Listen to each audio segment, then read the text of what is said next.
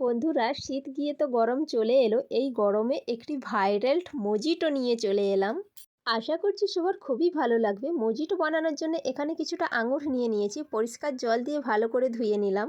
এরপর আঙুরের থোকা থেকে বেশ কিছুটা আঙুর আমি ছাড়িয়ে নিলাম। আপনারা চাইলে এখানে কালো আঙুরটাও ব্যবহার করতে পারেন। এরপর একটা গ্রাইন্ডার জারের মধ্যে আঙুরটা নিয়ে নিলাম, 2 চামচ চিনি দিয়ে ভালো করে গ্রেট করে নিলাম। এদিকে ছাঁকনির মধ্যে আঙুরের পেস্টটা দিয়ে ছেঁকে আঙুরের জুস বের করে নিলাম।